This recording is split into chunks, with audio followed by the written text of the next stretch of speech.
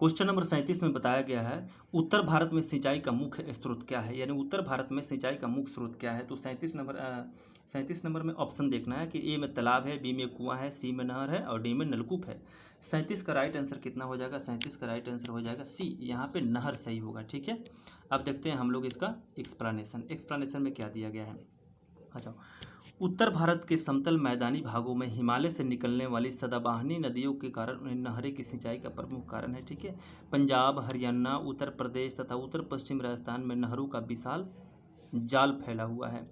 दक्षिणी भारत में कठोर चट्टानों के कारण तालाब सिंचाई का मुख्य साधन। दक्षिण भारत में क्या कठोर चट्टान है, इसलिए वहाँ पे तालाब से सिंचाई का मुख्य कारण है। ठीक है, अगला क्वेश्चन हम लोग इसमें देखते हैं। नेक्स्ट क्वेश्चन क्या होने वाला है।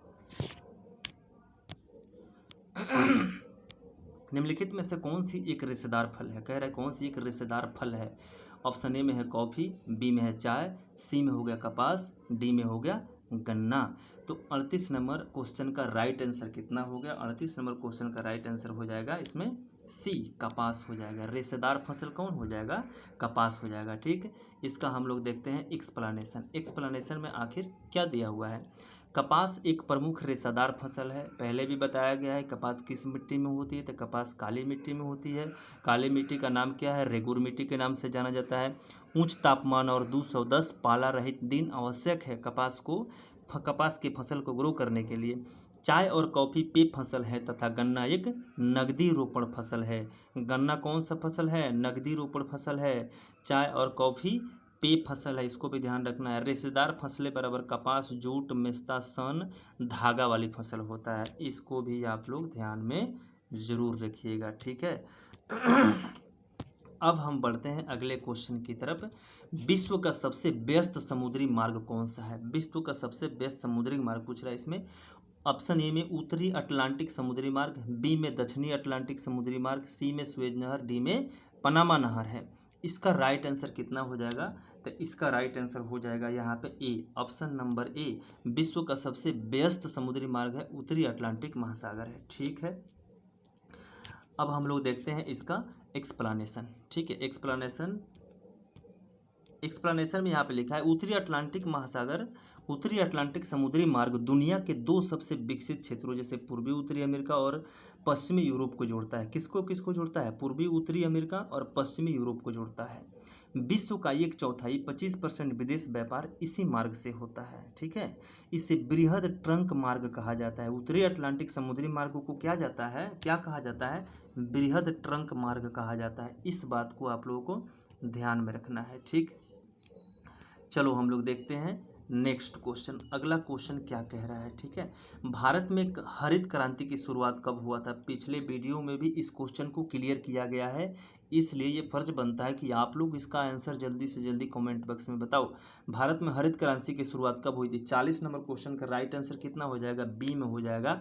1960 के दशक में स्टार्ट हुआ था हरित क्रांति। ठीक है, चलो अब देखते हैं इसका हम लोग एक्सप्लेनेशन देखते हैं। एक्सप्लेनेशन में आखिर क्या बताया हुआ है कि भारत में हरित क्रांति 1960 के दशक में 1966-67 में यहाँ पे शुरू हुआ था, पहले बताया गया है। इसमें उच्च उपज देने वाली बीज, रासायनिक उर्वरक तथा सिंचाई तकनीकी का प्रयोग किया गया था। पूछे जाएगा कि हरित क्रांति में क्या किया गया था सॉरी, तो इसमें उच्च उपज देने वाली बीज, रासायनिक उर्वरक तथा सिंचाई तकनीकों का प्रयोग किया गया था। भारत में हरित क्रांति का जनक किसे कहते हैं, एम एस स्वामीनाथन को कहते हैं। कमेंट बॉक्स में बताना है कि दुनिया में हरित क्रांति का जनक किसे कहा जाता है, क्योंकि पिछले कई वीडियो में इसको पढ़ाया गया है। ठीक है, चलते हैं हम लोग अगले क्वेश्चन पे। अगले क्वेश्चन में क्या कर रहा है, 41 नंबर, बॉक्साइट किसका मुख्य अयस्क है, ये भी पढ़ाया गया है। ऑप्शन ए में लोहा, एल्युमिनियम, तांबा, सोना। तो इसका राइट आंसर हो जाएगा बी, एल्युमिनियम। बॉक्साइट किसका अयस्क है, एल्युमिनियम का अयस्क है। ठीक, इसका देखते हैं एक्सप्लेनेशन। बॉक्साइट एक अलौह खनिज है, मतलब लोहा उसमें नहीं है, जिससे एल्युमिनियम प्राप्त किया जाता है। भारत में बॉक्साइट का सबसे बड़ा उत्पादक राज्य है उड़ीसा, क्योंकि उड़ीसा में 50% बॉक्साइट का उत्पादन किया जाता है। अन्य उत्पादक क्षेत्र लोहरदगा झारखंड में है, ये भी पूछ देता है। बिलासपुर कटनी मध्य प्रदेश छत्तीसगढ़ में, ये भी पूछ देता है। यहाँ पर भी आपको बॉक्साइट देखने को मिल जाएगा। ठीक है बाकी इन सब चीज़ों को ध्यान में रखना है। चलो चलते हैं आगे हम नेक्स्ट क्वेश्चन पे। अगला क्वेश्चन क्या है, भारत में कौन सा भारत का सबसे लंबा राष्ट्रीय मार्ग है? कौन सा भारत का सबसे लंबा राष्ट्रीय मार्ग है? NH7 है, NH44 है, NH1 है, NH2 है। इसका राइट आंसर कितना हो जाएगा? तो इसका राइट आंसर हो जाएगा 42 नंबर का बी, NH44 सबसे लंबा राष्ट्रीय मार्ग है, राष्ट्रीय राजमार्ग है, NH44 हो जाएगा। ठीक, अब हम लोग देखते हैं इसका राष्ट्रीय राजमार्ग। राष्ट्रीय राजमार्ग 44 भारत का सबसे लंबा राष्ट्रीय राजमार्ग है। ठीक है, NH44 सबसे लंबा राष्ट्रीय राजमार्ग है जिसकी लंबाई 3745 किलोमीटर है। यह उत्तर में श्रीनगर, जम्मू कश्मीर को दक्षिण में कन्याकुमारी से जोड़ता है। ठीक है, पहले NH7 बनारसी से कन्याकुमारी सबसे लंबा था। पहले कौन सबसे लंबा था? पहले सबसे लंबा था बनारसी से कन्याकुमारी। अब कितना हो गया है? NH44 हो गया है सबसे लंबा। ठीक है, याद रखना, माइंड में ये क्वेश्चन रखना है। अगला क्वेश्चन देखते हैं क्या है। 43 में है, पंपास घास का मैदान कहाँ है? इसको भी पहले कराया गया है।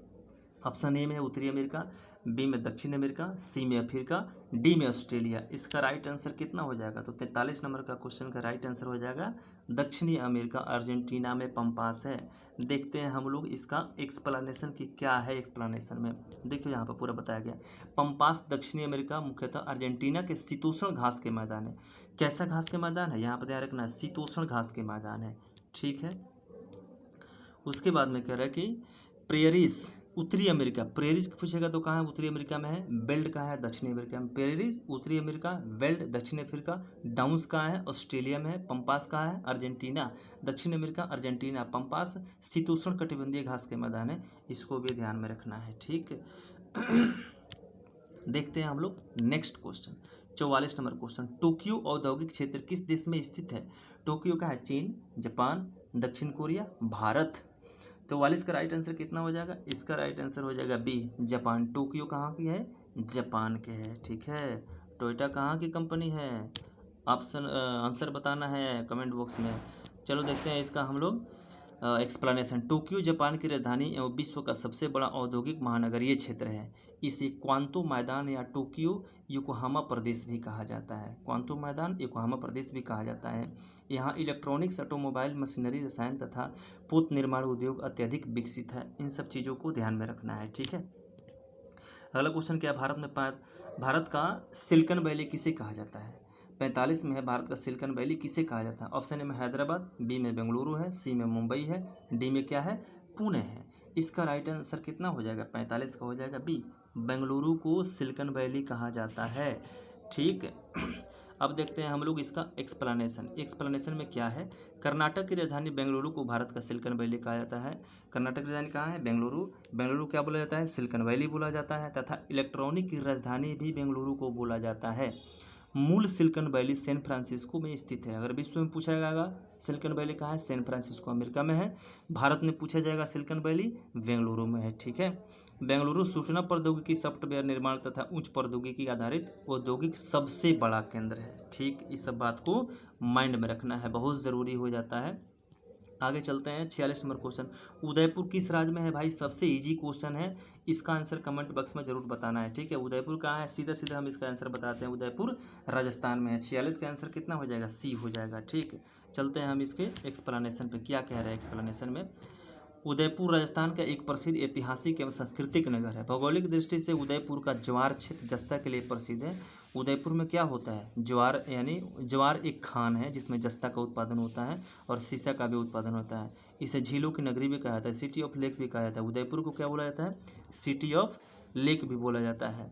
उदयपुर बराबर झील नगरी, यहाँ पे मेमोरी ट्रिक देख सकते हो। राजस्थान जवा एवं जस्ता एवं सीसा खनन क्षेत्र है। ठीक है, 47 नंबर क्वेश्चन देखते हैं आगे। विश्व में जनसंख्या की दृष्टि से भारत का 2011 के जनगणना के अनुसार कौन सा स्थान था? तो अभी तो 1 नंबर पे हो गया है, लेकिन जनगणना 2011 के अनुसार पूछा जाएगा तो ऑप्शन नंबर कितना हो जाएगा? इसका राइट आंसर हो जाएगा बी, सॉरी हाँ, इसका राइट आंसर हो जाएगा बी। 47 का कितना हो जाएगा? बी हो जाएगा, क्योंकि 2011 में दूसरे स्थान पर था, अब 1 नंबर पर हो गया है। ठीक है, अब देखते हैं हम लोग इसका एक्सप्लेनेशन। एक्सप्लेनेशन में है, 2011 की जनगणना के अनुसार भारत की जनसंख्या 121.08 करोड़ था, यानी 1.2 अरब था। इसको याद रखना है। ठीक है, प्रथम स्थान पर चीन था, दूसरे स्थान पर भारत था। भारत के विश्व कुल स्थल का 2.4% क्षेत्र रखता है। अगर क्षेत्रफल में पूछेगा तो 2.5% मैक्सिमम याद रखना, 2.4% क्षेत्र में भारत की हिस्सेदारी है। 17.5% जनसंख्या में है, अब ज़्यादा ही हो गया है। क्षेत्रफल की दृष्टि से भारत का कितना स्थान है? 7वां स्थान है। लेकिन अब कहेगा तो जनसंख्या की दृष्टि से कौन हो जाएगा? पहला हो जाएगा। ठीक है।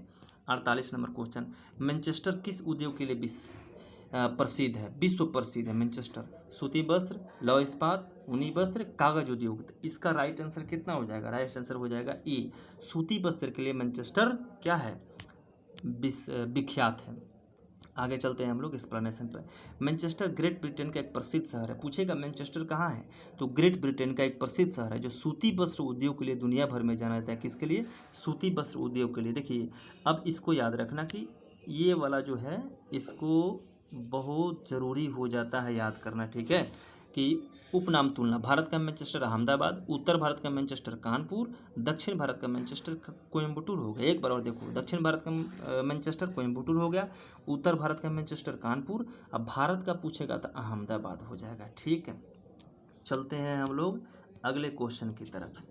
49 नंबर क्वेश्चन में कह रहा है कि भिलाई इस्पात संयंत्र किस राज्य में है? भिलाई किस राज्य में? झारखंड हो गया, और छत्तीसगढ़ हो गया, उड़ीसा हो गया, पश्चिम बंगाल होगा। तो 49 का राइट आंसर कितना हो जाएगा? 49 का आंसर हो जाएगा 2। भिलाई का है, छत्तीसगढ़ में स्थित है। अब देखते हैं इसका हम लोग एक्सप्लेनेशन में क्या कह रहा है। यहाँ पे देखो, भिलाई इस्पात कहाँ है? छत्तीसगढ़ में है। इसकी स्थापना किस देश के सहयोग से हुआ था? सोवियत संघ के सहयोग से हुआ था, 1955 में हुआ था। यहाँ पे सोवियत संघ के सहयोग से 1955 में हुआ था। ठीक है, देखो इस डल्ली राजहरा से लौह अयस्क तथा कोरबा से कोयला एवं विद्युत प्राप्त होता है। ठीक, चलते हैं हम लोग अगला क्वेश्चन। अगले क्वेश्चन में क्या कह रहा है भाई? किस प्रदूषण से अम्लीय वर्षा होती है? कई बार पिछले वीडियो में हम लोग इसको रिपीट कर चुके हैं। इसका राइट आंसर कितना हो जाएगा? बी हो जाएगा। ठीक है, 50 का बी हो जाएगा, वायु प्रदूषण से अम्लीय वर्षा हो जाएगा। ठीक, अब हम लोग चलते हैं इसके एक्सप्लेनेशन में क्या लिखा है। औद्योगिक वाहनों द्वारा निकसित सल्फर डाइऑक्साइड तथा नाइट्रोजन ऑक्साइड गैसें वायुमंडलों में वर्षा जल से क्रिया करती है, जिसके कारण क्या होता है? सल्फ्यूरिक अम्ल और नाइट्रिक अम्ल बनते हैं, जो वर्षा के साथ धरातल पर गिरते हैं, और ये क्या होता है? तेजाबी वर्षा भी इसको बोला जाता है। ठीक है, अम्लीय वर्षा से मृदा, ऐतिहासिक इमारत तथा जल निकाय क्षतिग्रस्त होते हैं। ठीक है।